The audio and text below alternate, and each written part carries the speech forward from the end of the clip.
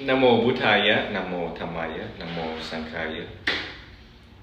Good morning to all of you in the United States. Good afternoon to people on the east side of the world and vice versa. So today we're at a gallery. We so happen to drove by and you guys can see the Buddha statues. Now there are two more over there if you have not seen my previous post, of which they're from Thailand, right? And right now everyone knows that I am in Florida. And I am trying to obtain actually all of them for my meditation center so that people can come and sit and meditate and reflect on the 9 qualities of the Buddha. One of our meditation is called Buddha Nusati, which is we sit and we reflect on the 9 qualities. Why do we do that?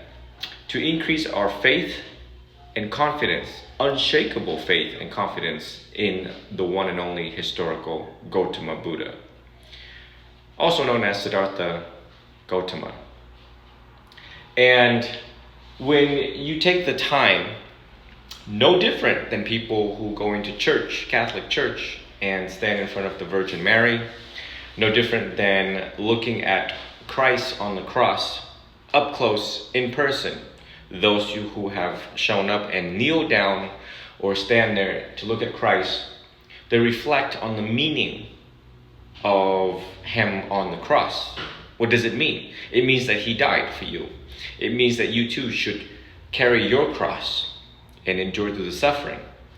So in Buddhism, when we look at the faces of the Buddha, the statue of the Buddha reminds us to let go, reminds us to cultivate ourselves to be a Buddha. We have Buddha nature in us, all of you. So therefore, I realized the importance of having my own number 1 center, and number 2, all of the Buddha statues that you see here, including, I'm going to give this to Venerable Lee. Venerable Lee, you could so kindly hold that. Here we have, if you can come over on this side real quick. And we have the Buddha when he enters Mahaparinibbana, where he knew that he was going to pass away at age 80 after consuming spoiled food from a goldsmith. And so this type of statue right here reminds us that we too do not exempt death. And we too, hopefully one day, will enter Mahaparinibbana, just like the Buddha. A good life equals a good death.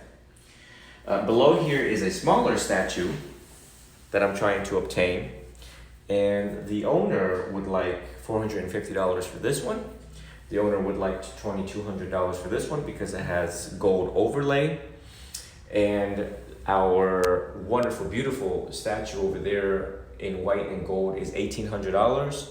And also, we have this Buddha here for $1,800 from Thailand and has serialized numbers behind it. And it's a very rare thing to come across a American gallery, and they are selling such historical items. The one that I'm getting today is from the 80s or 90s, in orange here, as you all can see. And you all can see the mudras, right? Now, for Westerners, such mudras could seem like perception to stop. Like, And how a Buddha statue reminds us to really slow down a little bit from day-to-day operations, running your business, work, home, school balance, the middle way, not too extreme and not too lazy. I stood here with the owner, his name is Val, and I was mesmerized. Venerable Lee has been exhausted from a full day of teaching and making TikTok videos with me, which we will publish soon. So he wakes up And he goes, "What's happening again?" The look on his face. Hold on, you can see it right now. See? What were you thinking when I said I'm gonna drag some of these statues home? Where are we? When? Why? Where? Who? How? So we wanted to share this journey with you. It is appropriate, just, true, and right that Buddhist monks from in Thailand who establishes new monasteries, that they hold fundraisers and to announce to the people the good news that they need the fundings, the donations necessary to bring in statues, such as this one here. He is huge, huge. The bigger the statue is, the more faith it provokes. Now, in Myanmar, recently they built a Buddha statue. He's all white. I think he's like the size of the White House, perhaps even bigger than the White House. So when people travel around Buddhist meditation centers and so on, they really stop and say, wow, look at how many Buddhist statues around the world, thousands of monasteries from 3 different schools that honor the Buddha, that practices Buddhism every single day. So we too, we have established so many and more to come. Why do we need more Buddhist statues in meditation centers? Why do we need more monks? So that we can battle the secularism in the world. The secular world seems like they're winning, but not so fast. Not as long as I am alive. Not as long as I am still cultivating monks like Venerable Lee and many more Gen Zoomers to come. The path to peace. And we will ordain more. We will give the precepts to people. Don't cheat, don't lie, don't kill, don't steal. So that they give the gift of safety. So that we have a world that is compassionate with deep understanding. A world that gives more and takes less. And I think that is beautiful. That we can in fact change with each and every single one of you doing your part in giving more and taking less. Today's message is about the priority of generosity, the priority of giving. The Buddha told us about the 3 poisons that all humans have: greed, anger, and ignorance of the Four Noble Truths. So we try to work on them one by one. When it comes to greed, what is the opposite of that? Generosity. When it comes to anger, what is the opposite of that? Which is loving kindness. That's why we have loving kindness meditation, metta.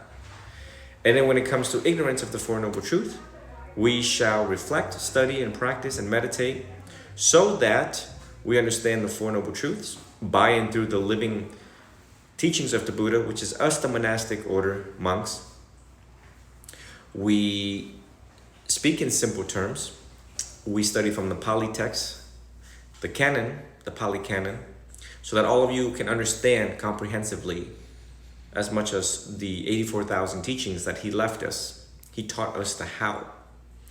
We know the what in life, right? Why is there so much suffering? We have so many what. We are good at describing the what of the problem of addiction, trauma, abuse. But then we ask ourselves, how do we fix this systemic problem in our society? So therefore, I hope you all would reflect on the teachings, and I can't wait for you all to join me when this Buddha finally makes it back to my meditation center, and all of you can come and rejoice and see some of these timeless pieces, share the moment with me, sit and meditate to cultivate wisdom. Again, you all can make your donations on my Linktree, and we are greatly appreciative in advance for your heart of giving and the priority of generosity. May you all be well, be happy, be free, and always be healthy. Sadhu, sadhu, sadhu.